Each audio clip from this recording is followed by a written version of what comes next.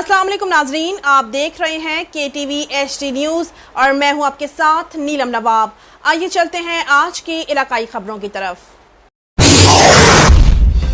खबर शामिल करते हैं मुबारकपुर से। राव मोहम्मद नदीम की रिपोर्ट के मुताबिक ब्रेकिंग न्यूज, इंतखाबी मुहिम PP 251, NA 167, PP 252 corner meetings डेरा जनाब राव मोहम्मद शरीफ साहब मुबारकपुर, साहबजादा मियां मोहम्मद शुएब अवैसी इंशाअल्लाह MPA PP 262, सरदार मलिक खालिद महमूद बाबर वारन इंशाअल्लाह MPA PP 251 की राव मोहम्मद शरीफ साहब साबिक नाजिम मुबारकपुर से मुलाकात, गिले शिकवे दूर, इलेक्शन में साथ मिलकर चलने का फैसला, UC मुबारकपुर।